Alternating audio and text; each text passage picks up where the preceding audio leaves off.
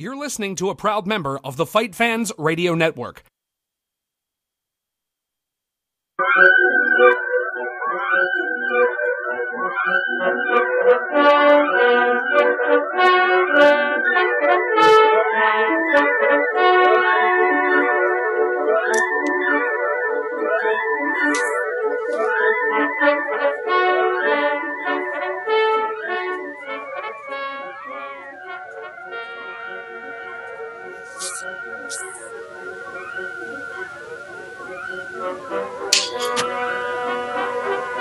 Yes! Yes! Yes! Yes! Hello, everybody. It's welcome back to the Untethered MMA podcast. We took a little hiatus there for a couple of weeks. The show today, August 9th, 2012. If you want to call in, 410-988-6525. If you want to reach us on Twitter, you can reach me at It's Mike Fagan. You can reach Derek at FightLinkerSubo, and you can reach Mr. Matt Roth at MattRoth512. Boys, it's been a little bit. How are you guys doing today? I'm doing okay. I'm doing okay. I did some pretty rad interviews early in the morning, and now I'm just I'm chilling out, talking to you guys. I sound better than I ever have before. There's no chance of technical difficulties today, and I'm debating Josh Thompson and Jacob Volkman about Obamacare. So that's what I'm doing. Nice. That's lovely. That's a lovely way to spend a Thursday afternoon. Could be worse. Could be worse. It could be worse because last week, if you don't know, we canceled the show. The reason we canceled the show, I went out. You're a pussy. I'm a huge pussy. I went out on Wednesday, and I went out drinking with a couple buddies for one of our friends' birthday. And I didn't even drink that much, but I had just gotten off from the gym from jiu-jitsu, and I hadn't eaten anything. And so we went out drinking, and I didn't drink that much, but I was, I got nice and drunk, and we went out to eat afterwards. And when I got home, I still didn't feel, crazy drunk or sick or anything like that. I went to bed, and at some point during the night, I woke up and immediately just hurled all over the side of my bed. I got a little bit on the sheets, so I decided in my drunken state to rip the sheets off the bed and just throw them on the floor. Because fuck that. Right? So I wake up the next morning and I look over, and I had a grilled cheese and fries the night before, and all of it was just plastered on the side of my bed on the floor. Oh, that's good. Yeah, so I ended up basically what it basically happened was that all the food that I ate that could have been processed through my body was out of my body. So I basically didn't eat anything the night before, and the entire day I felt like shit. It took me until like 4 or 5 in the afternoon to even feel good enough to clean up said vomit on the floor. And I had hoped by 4 o'clock Central Time here I would have been okay to do the show, and it got to 3:30, and I realized on the couch that I was not going to be able to do an hour of radio without wanting to shoot myself. So I made the late decision to pull out. Derek, if anyone's a pussy here, Derek, who could have done the show by himself, decided not to. I was given about 30 minutes heads up, no kind of rundown whatsoever. I'm not fucking Rush Limbaugh. I'm not going to sit here and do a monologue for an hour. It's not my style. I feel like I'd be talking to myself, which I do in my free time, but I don't want anyone to hear that shit. You know what I mean? Yeah, I mean, not everybody is like Matt Roth and can pull off a 50 Shades of Grey show. Well, I wasn't about to read softcore porn to the masses, but I will say I was 16 once, and I drank Evan Williams for the first time, and I was sleeping on my side, and right before I went to bed, I just puked all over the top of my sheets, and I rolled over and slept on the other side of my bed. and then as far as my excuse for not being here, I basically, whenever I'm at a fight during fight week takes precedent. And the UFC, due to the fact that it was in California and West Coast, everything kind of got super wonky as far as what time things were actually going to be happening. And so I just don't do the show during fight week because I'm on location. Yeah. And speaking of 50 Shades of Grey, I saw my grandmother today, and she wanted to inform me that all the 70-year-olds in Boca Raton are reading 50 Shades of Grey. So that's really fucking creepy. Yeah. So there you go. It's the highest selling book. It's the best selling book in England ever. That's amazing. I mean, the Home of Shakespeare, okay? Best-selling book in the history of fucking England is softcore porn for 50-year-old women. That's amazing. But Matt, you were at the UFC on Fox show last week, so let's get right into that since we didn't get a chance to discuss it last week. I guess we wouldn't have. We could have discussed the preview, but obviously a pretty fun show. I still don't think it was a great show because I don't think the matchups were that great, but definitely a fun 2 hours of entertainment. My dad saw him today too. He said he enjoyed it, and he's probably the most casual of fans you can find. I want to get into the one thing that I think has been talked about the most outside of the title shot was Brandon Vera's performance. And I'm pretty sick of people calling this a great performance because basically, to me, he looked good because Shogun gassed himself and looked bad for parts of that fight. And when you really look at his performance, he got beat up pretty bad in the first round, and then he got beat up even worse in the fourth round by a guy who could hardly move around the cage. Yeah, but you're acting like Brandon didn't do something to get Shogun gassed. You're acting like Brandon did nothing and Shogun just kind of got tired. And that's he lived. I mean, he survived for 6 minutes, and that seemed to be all it took to get Shogun gassed. Yeah, that's horseshit, though. I mean, Brandon was taking all those punches and he was firing back his own. Like, I thought he got the second. I gave him the second round. Yeah, but he got the second round because Shogun was gassed to shit after having a decent first. Shogun had offense in the first. Vera took it, and that's all you have to do with Shogun, it seems, is take his offense for 5 minutes, and then he'll be tired. That's what Coleman said. So you're completely ignoring the performance of Brandon Vera instead. No. In the first round. No, but you are. And now you're saying, you're like, oh, yeah, well, all you have to do is survive for 5 minutes with Shogun and he's tired. It's like, sometimes. No, and that's sometimes. Throwing knees to the stomach and fucking punches to the stomach. That shit gasses you out more than anything else. Well, Henderson had a little more of an impressive first few rounds against Shogun than Vera did, and Shogun came back in the fourth and fifth. Sometimes Shogun shows up and just fucking takes a dump, and that's what he did against Vera in the second round.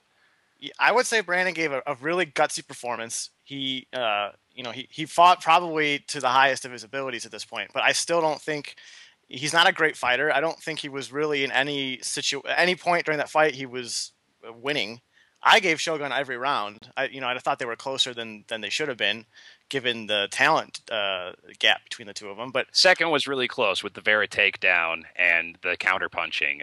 Right, yeah. And, I was thinking about it leading up to the show here, and there was a lot of I made a lot of football analogies to the matchups and the card, the fights in this card, and I wanted to make another one here. To me, this fight was like if the Browns played the Patriots. The Patriots took an early lead, but then fumbled the ball a few times, kept the Browns in the game, end up still taking a close game, 35-28 or something, and people heralding the Browns as having this great performance, and in reality, it was the favorite just sort of bumbling their way through it. That's how I view Brandon Vera's performance on Saturday. Go ahead, Roth. You view it a little more positively. I think I'm a little between you two, but you seem to have the more positive view of Vera's performance. I want to see him fight again. I'm down to see him fight again, but I don't. I think that was the best performance of Brandon's career in the UFC. It was better than any of his fights since 2006. I'd safe to say that he showed more mental toughness than he's ever shown in the UFC. True. He fought against the highest competition that he's ever faced in the UFC. Jon Jones. Okay, so Jon Jones. Second highest. Second toughest opponent. Second toughest opponent. He took a ton of damage, and instead of crumbling like a lot of fighters would have against Shogun, he kept going. And yeah, I guess the argument could be made that Shogun fights down to his opponents, but that doesn't mean that Brandon wasn't all that impressive. Brandon, to me, if you've made a career out of, saying, I had such and such going on in the background in my life and blah, blah, blah, and you come out and you look as good as he did, I thought that he did come close to, that he didn't come close to stopping Shogun, but he had Shogun hurt numerous times. It wasn't as one-sided as people are trying to make it. And to me, what you should be saying is that Shogun wasn't impressive and Vera was. That's exactly what I'm saying. I'm saying Shogun wasn't impressive and therefore made Vera look way better than he had any right I think Vera still exceeded the expectations. Even a slowed down, beat up Shogun, people expected Vera to be finished before the 4th round commenced. Well, either way, I think he exceeded expectations. People expected Vera to be finished in the 1st round. Here's my biggest thing about it is that Vera was going to go into the 2nd or 3rd or 4th with Shogun. They thought it was like first 30 seconds, Shogun was going to come in. And the other thing they thought is that it was a piece of shit main event for a Fox card. And this is the best Fox card that we've seen so far. It's the best one for any casual fan flipping through the channels to see. With Lozon and Varner on early, you had a lot of people. You had people, Gino Morosco was on Twitter saying, "Is this the part where I call my friends and tell them to tune in?" I think some of that happened. And then they culminated with this fight, and Vera showed up and put on a performance that was necessary in order to put the card over. And I'm really glad he did. Here's my last thing about the Vera thing, and we can move on. It's the idea that people are kind of insinuating that Brandon Vera going forward is somehow a better fighter than he was going into this fight, and that he's going to perform better against similar competition. And I think any top 10 guy right now still crushes Brandon Vera. I'd like to see a rematch with Thiago Silva, sans the roids. I mean, I wouldn't mind seeing that rematch. I don't know if Thiago Silva is a top 10 guy right now, but I wouldn't mind seeing that rematch. Well, let's see here. If we went down the top 10, I think that you'd probably find someone that I think Vera's competitive with a lot of guys right now. Shogun's probably 2nd or 3rd best in the world, regardless of the title shot situation. He's probably in that top 3. And Vera just went 4 rounds with him. So see him against number 6 or 7. See him against a Forrest Griffin that's still ranked up there. How about Vera versus Rich Franklin? Who doesn't want to see that fight now? Well, if you go through the top 10 right now, according to the Bloody Elbow rankings, Jon Jones crushes him. Dan Henderson, I think, probably beats him. Evans, Rashad crushes him. Machida probably crushes him. Phil Davis, that would be an interesting fight. Ryan Bader, that would be a really interesting fight. Gustafson is an interesting fight. Rampage is an interesting fight. Little Nog is an interesting fight. I think Gustafson would kill him. I think he'd be really competitive with Little Nog. I mean, Forrest is an interesting fight to me. Thiago Silva, Vladimir Matyushenko, there's a lot for Brandon Vera to do in 205 now, especially after how good he looked the other day. I'd put him against the winner of Franklin Lee. Just hold him out for a little bit and then do that fight at the end of the year. No, but he's not going to get down to 185. As Franklin might jump up and down. Who knows with him? But what I'm saying is, why not put him against a returning Antonio Little Nog Nogueira? I think that's a solid fight, too. I like that fight. Or against Bader coming off of a loss. Both of those make sense, man. And both of those are great fights. And who wanted to see a Brandon Vera fight 2 weeks ago? Nobody. And now a lot of people do. Right. That's a good performance. And I think you alluded to this, Derek, but coming out of it, the other big storyline was the light heavyweight title shot against Jon Jones after he presumably beats Dan Henderson in September. It goes to Lyoto Machida, who looked more impressive against a better opponent coming into the fight anyway. A lot of hoopla was made about the fact that this title shot was even being handed out at this event. The general consensus I got on Twitter was that it makes more sense to do Machida Shogun 3 to really decide the title shot and then give the winner of that Jon Jones, which in my mind means I'm rooting for Jon Jones to get injured in a win in September. You want him to win, but you want him to get injured, you're saying? I want him to win and break something in his hand or twist an ankle or something that keeps him out. Pretty bad ankle twist. Because I really don't. I mean, the idea of trying to sell Machida Jones 2 so soon after the first Machida Jones fight just doesn't seem like what's the motivation for someone to buy that card unless they're just a hardcore fight fan. There is none. I mean, and I completely agree with that. I think that for anyone that's going to fight Jon Jones going forward, I mean, you're going to need to have a stronger co-main event just because he's absolutely destroyed everyone.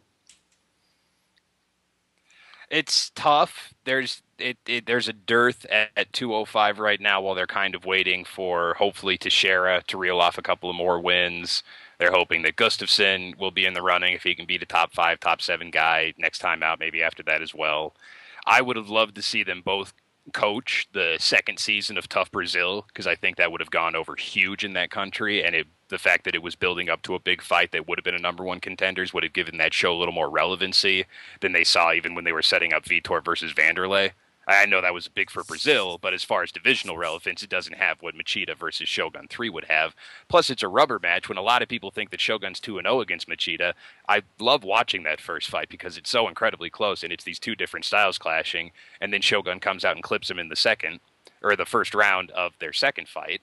I'd love to see that rubber match, but who would you have, Jon Jones or Dan Henderson? And we never preface it like that. It's just Jon Jones after he presumably beats. We don't say the winner of Jon Jones, Dan Henderson, because that sounds stupid.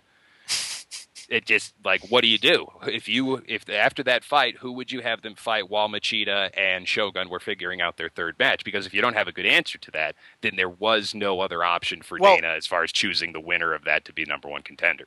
I mean, you could do Shogun Machida late October, early November, and still not keep Jon out that long. Well, that doesn't work with my idea of the Tough Brazil thing. Oh, right, yeah. Well, yeah. In that case, yeah, you would have to find another fight for him. Jones has talked in the past, and I believe there's a quote I saw within the last couple of weeks that Jones wanted to fight at heavyweight by the end of the year. Obviously, a September date is all but kind of makes that null and void. But I still think eventually, and Jones has talked about from the middle of his run through the light heavyweight division that eventually he's going to have to move up to heavyweight. And really, after he beats Henderson, I mean, he's already beaten 4 or 5 of the top 10 guys and some of the legends of the 205 division. Like, I don't mind if I don't see Jon Jones, Alexander, and Gustafsson ever. I don't mind if I don't see Jon Jones fight Phil Davis. Even if you saw Gustafsson like maul Rashad Evans or just do something to another really superior light heavyweight that you didn't see coming at all. I mean, sure. I mean, if Gustafsson did that, but I believe in that kind of organic bubbling up of contenders. And I mean, the same argument could have been made for George St. Pierre a year and a half ago, and it was. And the same one was being made for Anderson Silva, too. There's questions about the promotability of a Chris Weidman fight, but not the competitiveness of it. It's a fight that you're interested in seeing. And now George St. Pierre has Rory McDonald and Johnny Hendricks and Ellenberger and Condit and all these different guys at 170 that make for compelling fights. I think that if we give 205 a year, then it'll be a similar situation where you'll have possible matchups for Jon Jones. He'll still be in his prime and not trying to hold on to a spot like Anderson is or trying to come back from an injury like GSP is. It'll still just be, can he keep knocking down all these guys that are coming up to challenge him with these different styles?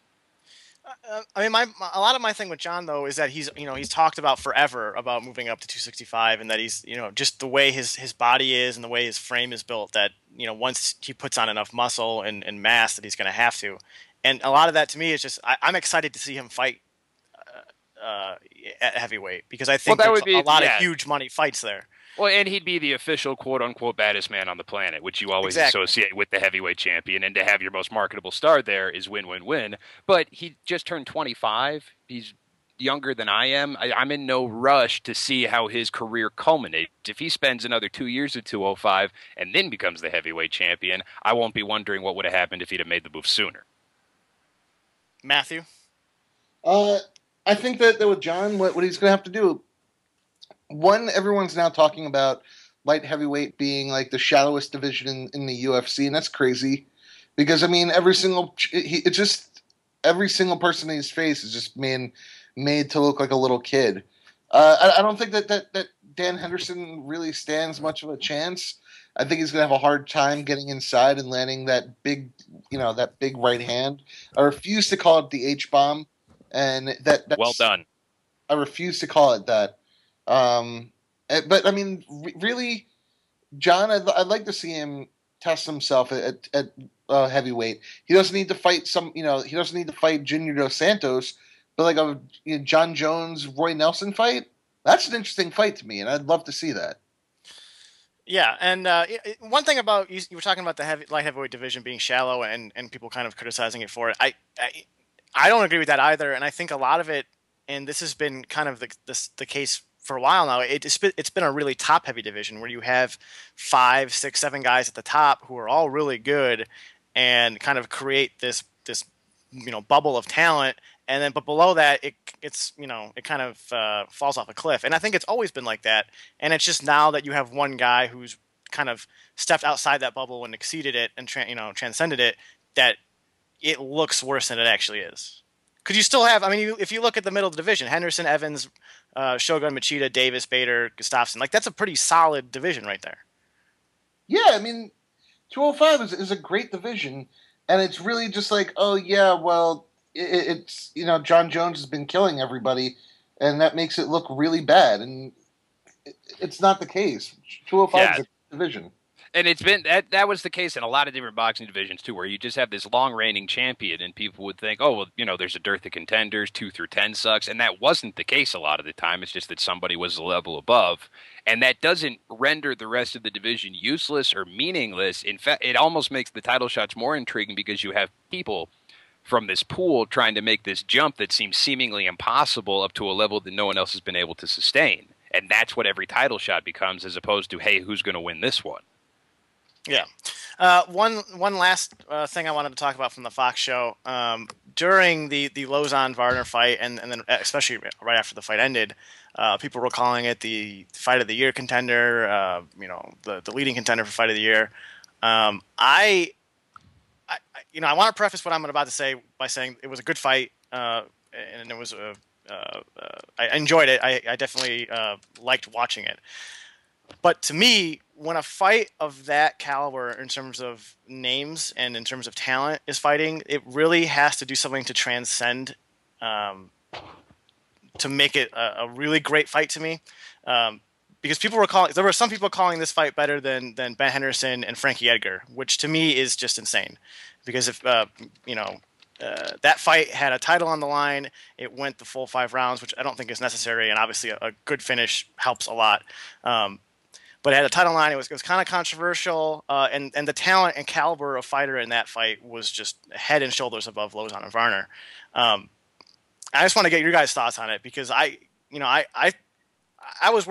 worry sometimes that I'm kind of jaded about watching MMA.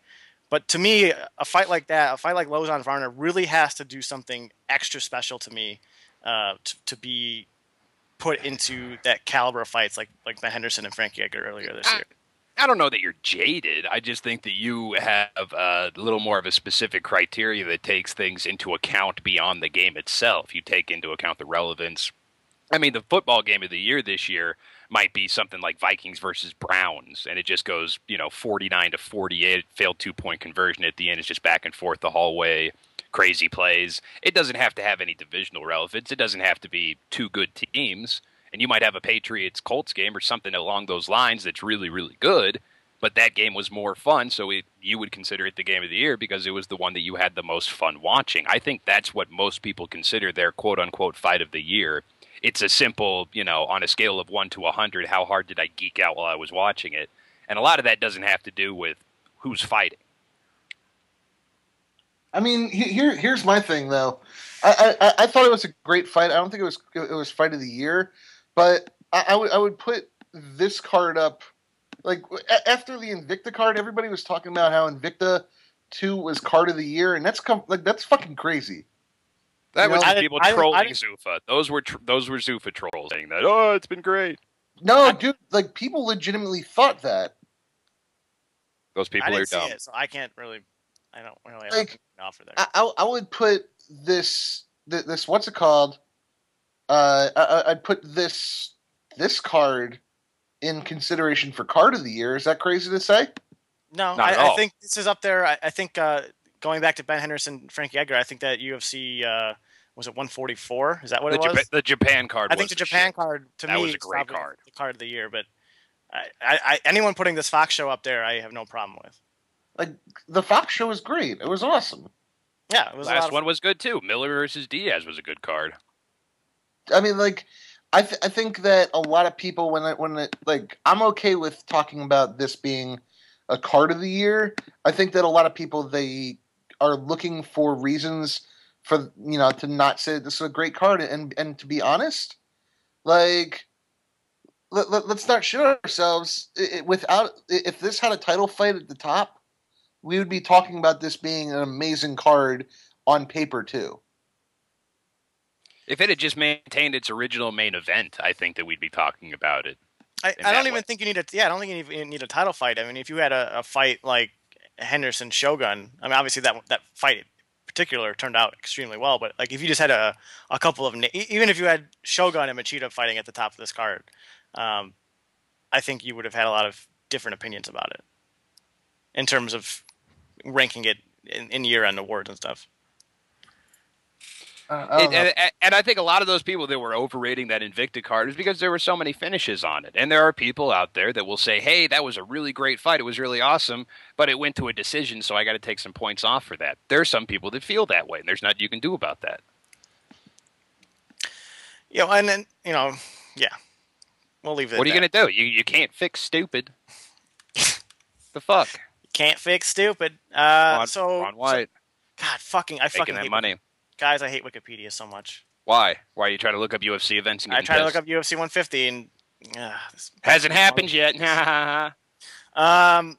So we have another show this weekend. Brent Brookhouse, I saw earlier this week, tweeted something about how this card doesn't seem to be getting the sort of push from the UFC that it should. He was mostly referring to the web presence. I've seen commercials for this show on TV almost every single time I turn on and watch something. I'm super pumped for it. I really liked the Benson Henderson at Frankie Edgar fight earlier this year.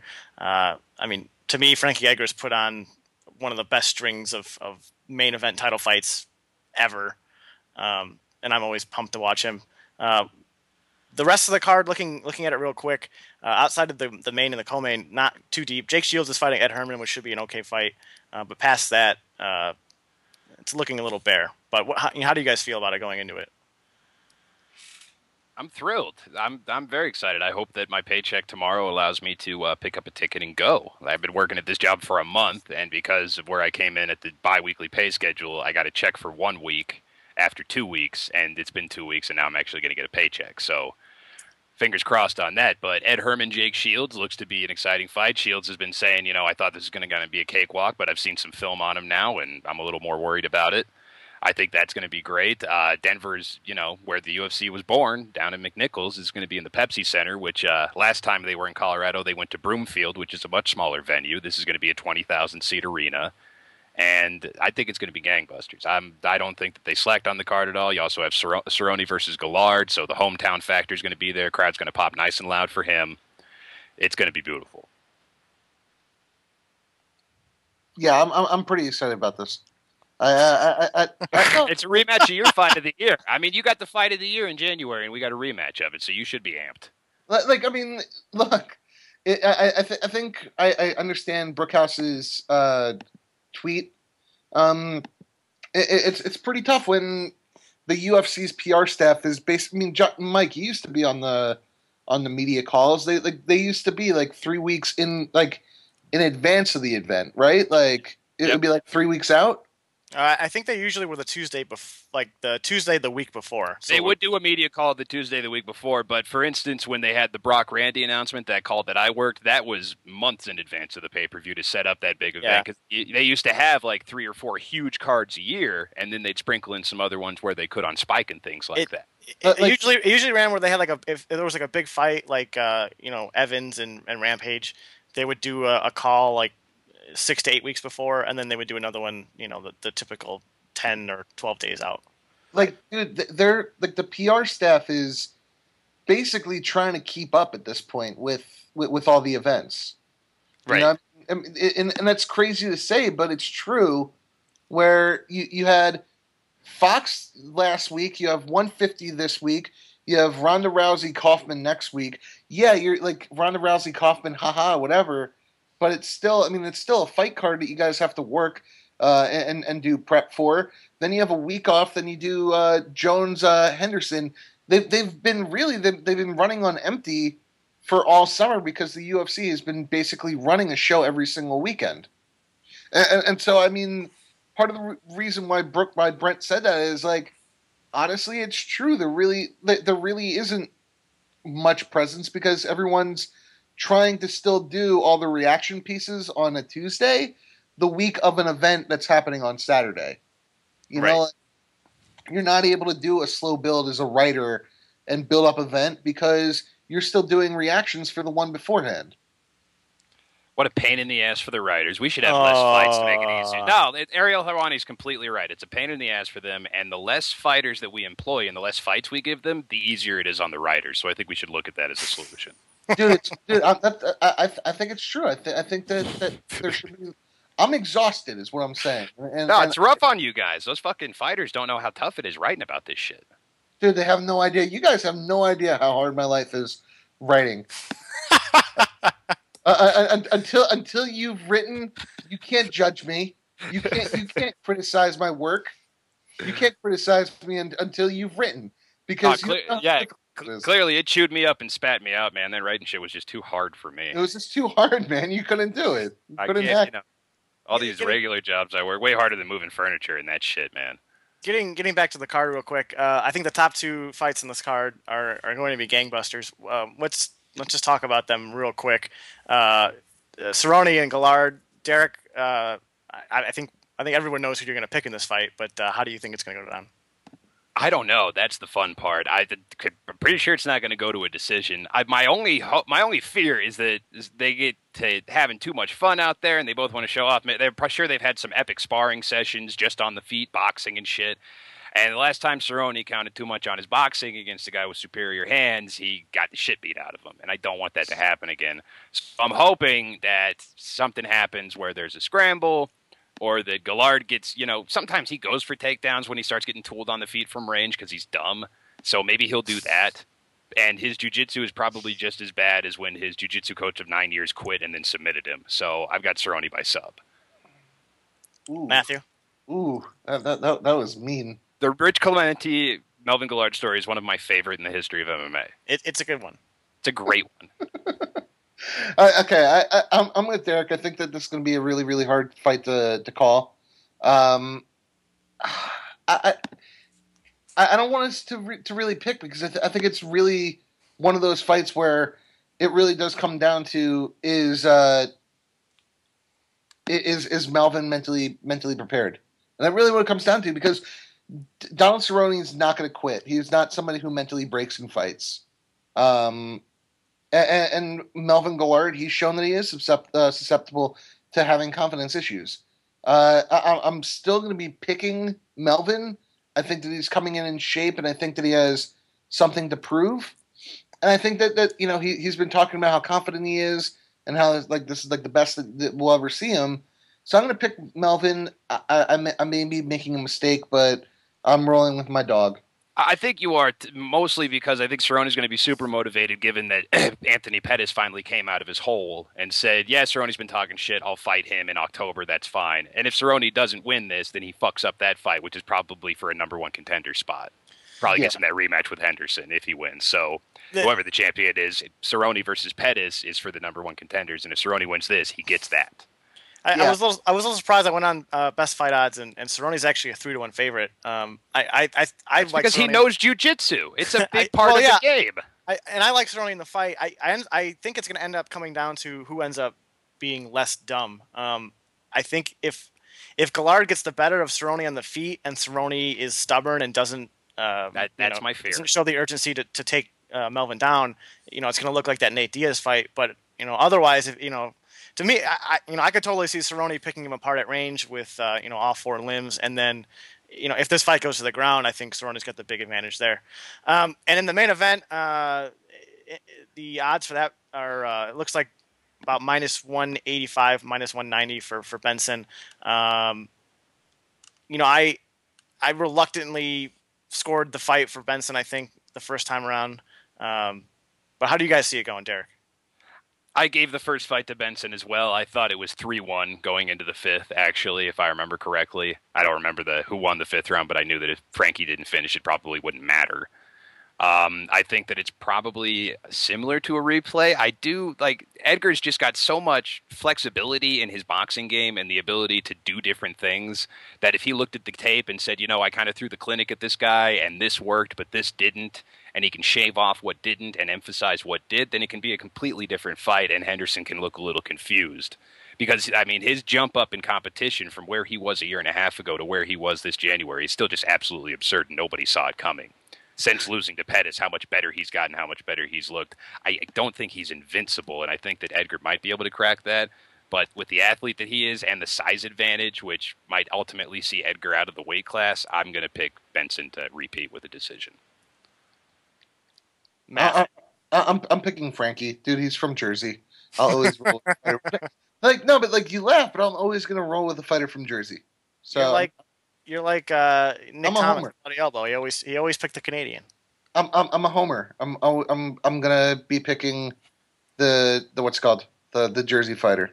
I just logged on to 5 Dimes. I put a bet on Frankie. I really think that first fight really took a turn when Henderson landed that up kick. That looked like it hurt Frankie, and I think it really set the tone for the rest of the fight. I think the interesting thing about this fight is I think it could play out as a parallel to the second Penn Edgar fight, where everyone thought BJ was going to obviously in this case I don't think everyone's picking Frankie, but in that fight everyone thought BJ was going to come out, really show how superior and dominant he was, and Frankie made that really big leap between those two fights and really looked probably his best. I worry that, rooting for Frankie, I worry that Henderson's going to come out and really show the same sort of growth between the first fight and the rematch. But going into that first fight, I thought Frankie was the better fighter. I thought if Henderson won, it would have to do with his size and his athleticism. But I'm still kind of hoping that Frankie is the more polished and technical fighter, and if he doesn't get that one shot that kind of turns around and changes the fight, that he'll take a decision. And I think if he's going to beat Henderson, I think he's going to have to win at least 3 rounds. I don't think we're going to see Ben Henderson get stopped. Anything else on UFC 150 you guys want to talk about before we move on to some other topics here? No, can we talk about the Olympics? No, absolutely not. Can we talk about the women's soccer team winning today? No, because it's not the World Cup, and they already choked that away, so it doesn't matter. Dude, can we at least talk about Alex Morgan being adorable? She is really cute. That is a cute, cute girl. And can we talk about Hope Solo being a babe? She's a bitch. I actually fucking think I think Hope Solo runs her mouth way too much. Rapinoe guy. I love her. She's adorable. Adorable. All right, moving on. Fuck the Olympics. Yes, also fuck the Olympics. So there's, I've seen this conversation on Twitter the last week or so, as Alistair Overeem has emerged from his wherever he's been in Miami, basically talking shit, telling anyone that'll listen that Junior Dos Santos is scared to fight him and that he should still get the next shot at Dos Santos, and then Cain Velasquez coming back and saying, this is my shot, blah blah blah blah blah. I'm a little surprised to see the reaction of people on Twitter who, a lot of it is, well, Cain doesn't really have a right to talk because Dos Santos beat him in a minute. So I don't know what he's going to be able to say. And to me, the obvious answer is, well, Cain Velasquez didn't piss away his title fight with a bad drug test. I don't see any reason why the UFC should be giving Alistair Overeem a shot before Cain Velasquez right now. Agree or disagree? I agree. I don't think that Overeem did anything to deserve it. I think that beating Brock Lesnar was impressive, but you can't go from a failed drug test to a title fight. That's my opinion. No, that's exactly right. That's a principle that has been proven even with Chael Sonnen, who was in the market and in the running for the biggest fight in UFC history, all right, on the heels of his suspension. And they said, nope, not only are you going to fight Brian Stann, we're going to make you fight again on Fox to put you over a little bit more. But he had to win 2 fights, and he was much better slotted to sell pay-per-views and earn money for the UFC than Alistair fucking nobody Overeem is on pay-per-view. Well, and my thing about it too is, if the UFC for some reason decides to give Overeem the shot anyway, I'm not going to hate it because I still want to see that fight with Dos Santos. I think it's going to be a good fight. I think Overeem has as good of a shot as anyone to beat Junior. But to me, well, you retweeted me when they were like, "What's Kane's argument going to be?" And I said, "Well, how about I will beat the piss out of Alistair Overeem?" And you seem to agree with that. No, I agree with that sentiment. I think Velasquez is a better fighter. I think he presents a better. I think he gives Dos Santos more trouble than Overeem does. If he works a good game plan, I chalk that 1 minute knockout. I mean, props to Dos Santos. He landed what it needed to land. He threw it and it landed. And he finished it up. But it was a shitty game plan by Velasquez, and I think you saw an evolution of that in the Bigfoot fight where he said, you know what, I'm not even going to box with this motherfucker. I'm going to grab his leg, spin him down, and beat him up. Well, and one of the things that's kind of annoying, too, is, Kane, people, for some reason, forget that Kane went into that fight after a 13-month layoff. He had a pretty serious shoulder injury that a lot of people were questioning whether he'd even be able to come back from, because it's the kind of shoulder injury that, really hinders. It either heals or it doesn't, the rotator cuff, and it's real touchy. Yeah. And, we've seen statistics that show that, after, 9 months or 12 months that, your expected winning percentage is going to be hindered. And for Velasquez to go in against a guy who's, that talented and obviously one of the top 3 heavyweights in the world, the fact that he, took a punch behind the ears and went down doesn't mean that he shouldn't get a shot against Dos Santos right now. To me, Cain Velasquez is still the number 2 heavyweight in the world and has every right to that claim. And the fact that Overeem, basically had that title shot in hand and pissed it away, like, that's your fault. Like that's your problem, bro. Right. Like, that's your problem that you fucked up. And if he wants to hold out until Kane and Junior fight and then takes the fight, that title fight next, I'm fine with that. I don't, I'm not going to be upset if the UFC doesn't make him fight another guy or two before he gets a title shot again. But to act like he has any better claim to fighting Dos Santos next than Kane does, to me, is just insane. I don't think it's insane because passing drug tests means you get title shots. If you don't pass drug tests, you don't get title shots. That's the rule. All right. Well, I'm glad that we all agree on that. Whatever. I want to see Overeem fight him too, but aren't there other compelling matchups at heavyweight that you wouldn't mind? Say, what if Overeem gets a squash match against like Travis Brown in the interim? What's wrong with that? Well, I mean, if they're going to have Overeem fight in between, I'd rather it be against someone of... Like who? Nog? Sure. Just fuck it. So you want Nog to die? Oh, yeah. No, I want Nog to get that guillotine. All right? That's all I'm saying. Yeah, I mean, I guess actually when you look at the rankings right now, it's kind of an interesting thing because the guy I would want him to fight the most is Cormier, who has a fight set up. And I think but the timing of that could work. If he beats Mir in the fall and then Overeem's suspension is up in December, January, Cormier's first fight could be Overeem. Right. And I think that's a good fight. I might have Cormier as a favorite depending on how he looks against Frank Mir. But then, you look past that, you got Verdum, and that's not a fight anyone wants to see again. You got Mir, who's probably going to lose to Cormier. Barnett, who's coming off a loss. Nogueira, who's been corpsed for the last 2 years. Antonio Silva, who just got trucked by Kane. And then Carwin, who's, kind of locked up with Roy Nelson for the next year. So, dude, we also, you know what? Carwin shouldn't really be involved in anything. You know that, right? Like... You mean life, or you mean what do you mean? Anything, dude. Like, come on. He's probably a pretty good engineer. Like, he can keep doing that, can't he? Yeah, but fighting. Like, are you excited to see Shane Carwin versus what's his face, Roy Nelson? I haven't seen a lot of boring Shane Carwin fights. Either he kicks ass or he gets his ass kicked. I mean, his 2 losses are Brock Lesnar and Junior Dos Santos. I think if Carwin wants to make another run at it, Roy Nelson's kind of the one guy that makes sense to fight. That's a solid heavyweight gatekeeper in Roy Nelson, and if he settles into that role and he's a pain in the ass while he does it and he keeps his job doing it, then good for him because he kept the shit out of Ed Herman. He slammed that motherfucker shut on him. He shall not pass.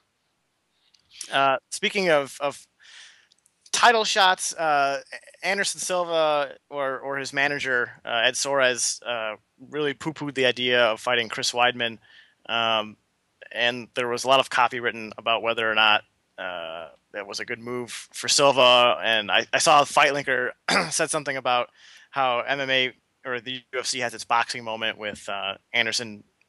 I think it's a little premature to call it refusing to fight Chris Weidman because we don't know if the UFC's actually offered that fight. Didn't they do this for about a month with the Sonnen fight and just say, no, fuck Sonnen, he's not getting another shot. We already beat him. Next. And then it happened. So let's see what match they make for Silva first before we decide whether or not he's actually turned down this opponent. So I actually did have a chance to speak with Ed Soares at UFC on Fox. Holy shit, an actual reporter on the show. Do tell. Okay, so his feeling is, look, Chris Weidman is obviously a really, really, really good fighter. His problem is that he doesn't have a name recognition. I understand that. Like, they don't want to be in a similar situation where they were with Talis Leites and Patrick Cote, who basically, a kind of a decent win for one of them, and Patrick Cote kind of got put in there. He just doesn't want to be put in there. That Dana White told everybody after the pre-fight press conference that they're holding on Anderson to see about the GSP fight, and so that's a very likely possibility that. So he's not going to have an announced fight until November. Yeah, basically. Jesus. Well, I mean, he's probably earned a big. That's not unusual for Anderson, though, considering. And he normally does that with a little course for Anderson. Like for me, I could tell you that that Ed Soares isn't even looking at a Jon Jones fight. He doesn't think that Jon is a big name as far as goes. He doesn't think that Jon has proven to be like a super fight kind of guy, which is kind of true. Jon hasn't sold the pay-per-views that GSP has. Didn't Jon sell 700,000 against Rashad? Well, a lot of people give that to Rashad. Rashad's technically the highest draw in the UFC by average pay-per-view buy for his main events. Really? Yeah. I thought it was GSP. Nope, they did a study. GSP is like fourth, I think. Does that include fights from like 6 years ago when? That includes their whole career that they've been headlining. So back when they were headlining and 150,000 was a good number. Like they're going to hold that against you, but. I mean, I think if you're going to do a study, I want to see the study because I think if you're it was MMA facts. Like you have to weight it so that you're looking more at how they did versus other pay-per-views around them. Because if you just do it by straight buys, I mean, there's an inflation effect where guys who fought in the last 2 or 3 years are going to have a much bigger advantage over guys that have had longer careers. I think it's insane to tell me that Rashad Evans is a bigger draw than George St. Pierre. I think that's an insane statement to make. It is. All right. Well, I mean, it's at MMA Facts. That was the Twitter account that it came from. They said Rashad's averaging about 500,000 buys per pay-per-view that he does. Pretty good. I'll try to find that. So the other thing, Matt, I didn't know if Soares or you touched on this in that interview or that talk you had with him. I heard somewhere that they were talking about maybe having Anderson move down to 170, which seems like an insane thing and something that they're just going to say. It's kind of like Faraz Sahabi a couple years ago saying that he wanted GSP to move down to 155. But is that something that's even semi-serious at this point to get that GSP fight? Or? So that rumor kind of started when Machida came in really, really light for his fight. Right. I think he weighed in at like 201. And Dana told us after the post-fight press conference that Ed Soares came up to him afterwards and was like, "Hey, we got to talk." They didn't talk about it, but it sounds like Machida, if he doesn't beat Jon Jones, is going to drop down to 185. And I don't know if Anderson's going to be moving down to 170, but it's definitely something that probably is being discussed. He's got to beat Condit first. Who? GSP. Yeah, GSP has a ton of people that he has to beat first, man. Yeah, that's what I'm saying. Like I said, this whole thing, and Fagan, you've been bad about this, bitching about the boxing angle with these champions not fighting champions. Fuck that. If you want to stay at your weight class and defend your belt, that's cool. There's massive differences between these weight classes. GSP's never fought above 170 pounds in his life. I'm okay if this fight never happens because they're both great champions and they both have people to fight in the interim. I mean, I'm also a crazy person, and like, I wouldn't mind seeing Anderson fight at heavyweight. Like, that would be cool seeing him test himself against, basically be like BJ Penn and fight at whatever weight class. The way I'm looking at Anderson Silva is that he's, 38 right now? 39? No, I think it's 38. 38? Like, we have probably 2 more years of Anderson Silva left. 37. He just turned 37 in April. Okay, so we have 3 more years of Anderson Silva left. And when he turns 40, he's just gonna die. No, I don't think he's gonna die, but he has to slow down at some point, right? I've been saying that for 2 years, man, but I've been wrong every time. I picked Okami against him. I'm done betting against Anderson Silva for a while. I just think that at this point, why not let him have super fights? Let him, shit. Like Nick Diaz isn't going to happen. That's a stupid fucking idea. Talk about going from failed drug test to title shot. You don't go from failed drug test and loss to super fight. It's not how it fucking works. Derek, let me offer you a hypothetical. If Anderson somehow gets himself down to 170 and GSP beats Condit in the fall, are you okay with a GSP Silva super fight at 170? Well, sure. If Silva wants to make that cut, absolutely. All right.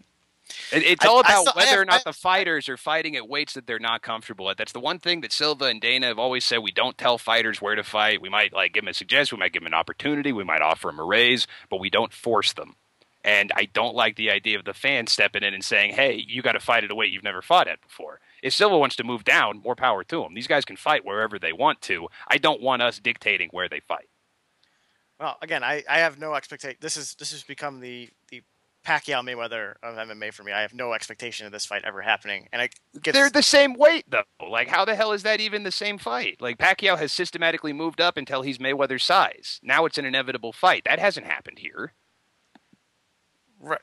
That's not what I meant by that, but that's fine, Derek. He just won like every belt on the way up to a weight class, and now he can't fight the guy who has the belt at that weight class because Mayweather won't fight him. Like, that's what's happening there. This is a totally different situation. Yeah, that's not the analogy I was making, but that's fine. You said fucking Mayweather Pacquiao of MMA. Yeah, in the sense that it's a fight that's not going to happen. So whenever it gets brought up, it should just be dismissed. That's what I meant by it. I didn't mean it's the same. But you're such a mark for this fight. You've been for years. Dude, you're a mark. You're a mark. Fagan has marked out for this fight for years. I made a joke to him a couple years ago. Somebody put an article in, and he was like, they just put it out so that the marks would like it. And he said, well, I liked it. I said, you're a mark. You got the fucking joke. I was so proud of you that day, Mike. I'm calling you a mark, sir. What am I a mark for? You're a mark. But for what? You're a mark for Ric Flair. You'll wear it like a badge. What do you mean, who am I a mark for? I'm asking Roth. I'm asking who am I a mark for? If We I'm all a know mark, that. I got to be a mark for. But I'm a mark for something, right? What am I a mark for? You're a mark for the UFC. Yeah, who the You're a fuck mark is you? for Donald Cerrone. You're a mark. You're a fucking mark. You're a Tim Tebow mark. You're a Tim Tebow mark, you dumb shit. I'm a Josh Fucking McDaniels asshole. mark, and there aren't a lot of us. One thing I want to touch on real quick. Right. There was 2 fighters that pull out of fights. Rory McDonald had a pretty bad cut over his right eye, and then Josh Koscheck, I think, tweaked something, his back. I don't remember. That left a couple fights and fighters open. I was reminded before the show that Jay Heron took a fight against Jake Ellenberger to make up for Koscheck. I would have liked to seen BJ Penn fight John Fitch to have that rematch, and then take Ellenberger and have him fight Eric Silva. Aaron Simpson. Eric Silva. Eric Silva. Yeah, that's right, because Aaron Simpson dropped out. I like Fitch Silva. I wanted to see Ellenberger Penn, because if Penn's going to get his ass kicked by a younger welterweight, then let's make that happen anyway.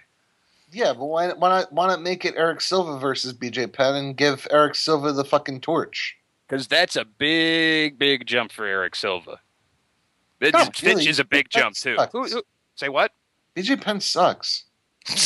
Do you think John Fitch is a bigger jump for Eric Silva? Do you think Penn is an easier fight than John Fitch? Yes. Yes, I do.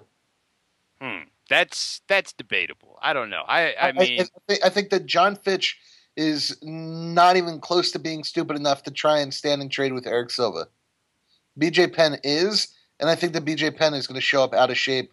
He was going to show up out of shape against Rory McDonald. Yeah, well, he was trying to push that fight up a month, unless that was just all bullshit. Did you see the photos of him at 148? I have not. What photos are you referring to? Give me 1 second, and I'll go ahead and I'll put it in the chat box. But like, too, man, so these people know of what we speak. Dude, I don't tweet shit for you guys. I'm just talking Fat about BJ, motherfucker. Fat BJ. I'm talking on the radio.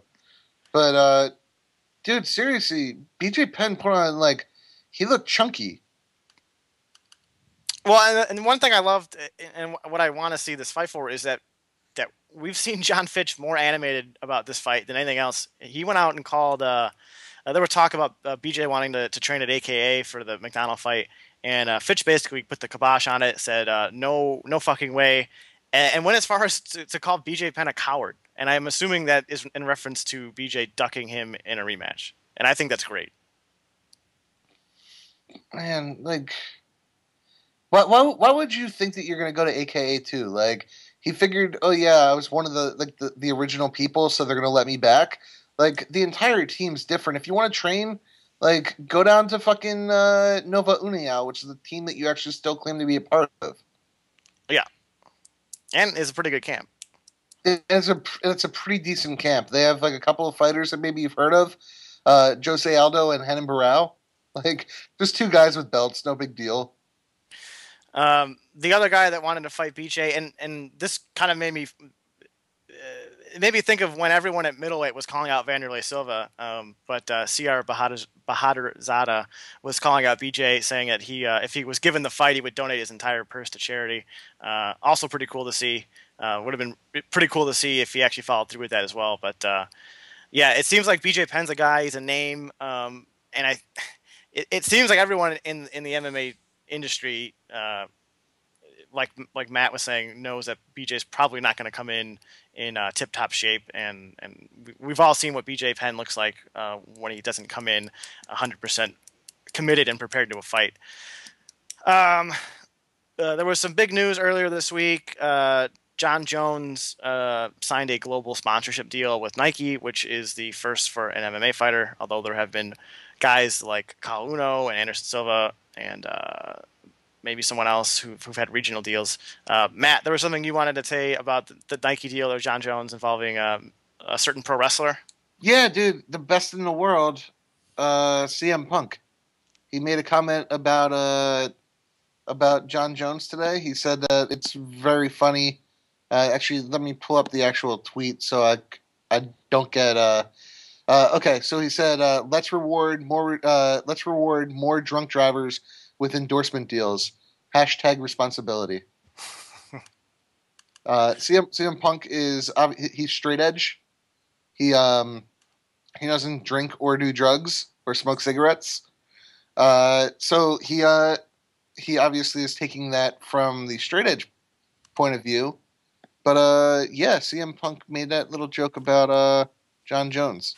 Yeah, and this comes really on the heels of I think Jones finally got sentenced for his DWI in New York. I believe it was only like $1,000 fine and maybe some community service and some rehab stuff.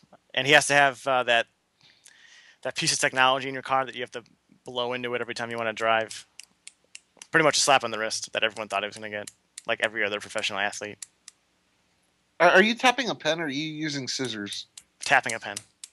Okay, so it's not scissors. Frank Trigg was back in the news today. Yeah, just skip that news story without getting my input. I don't care at all about CM Punk. Okay. CM Punk, the best in the world. There's a nice fan post on Cage Side Seats of 256 wrestlers that are better than CM Punk, so please go check that out. Is it really? Yeah. Nuh-uh. Mm-hmm. Nuh-uh. Go check it out, man. You'll be surprised at some of the links on there. Some of the names that are better than CM Punk at being a worker. Al Snow's on there as being better than him. Wait, is this strictly based on being a worker? Well, just being a better wrestler, like somebody they would rather watch. Ric Flair, Sting, Lex Luger. Lex Luger, they lost already by putting Luger at number 3. Dude, Luger's better than CM Punk by like 1,000,000 times. How many times did CM Punk fucking body slam a Jap on the fucking deck of the USS Intrepid on July 4th? Never is the answer. You really just said Jap. Well, dude, that was the most racist thing you've ever seen. I put the video link up a few weeks ago. It's all patriotic. It's the like Lex Express. It's like, dude, the narcissist. Also, man, okay, so Yokozuna not actually Japanese, which is also hilarious. Wait. Rick Steiner. They put Rick Steiner at number 22. Dog-faced gremlin. Dude, Rick Steiner was terrible on the mic and in the ring. You're an ass. You can't do a Steinerplex or a Steiner Slam without fucking Rick Steiner. It doesn't work. Steiner line? Scott Steiner carried that team. Well, I'm sure he's on the list too. Big Papa Pump. Psycho Sid. Dude, all day. Ultimate Dragon, Dean Malenko. All right, Ultimate Dragon. I'd like those two guys. I'll say Dean Malenko maybe a better ring worker, but shitty on mic. Whoa! You're not saying Ultimate Dragon's a better worker than CM Punk? No. Come on, son. You're an ass. Come on, son. Dr. Death Steve Williams. I would assume Matt's not familiar with his All Japan work. Indeed. All right, can we move on? No, I'm offended by this list. I'm offended by this list. Dude, go down to the bottom. Like, what are you doing at the top? Go to, like, the 200. Yeah, so from 200, number 200 is Norman Smiley, 201. Norman Smiley better than CM Punk. I mean, Norman Smiley, let's be honest. I mean, come on. Scotty Too Hottie and Grandmaster Sexy. Those guys. That's really what we're saying. Fucking Mikey Whipwreck. Yeah, ECW champion.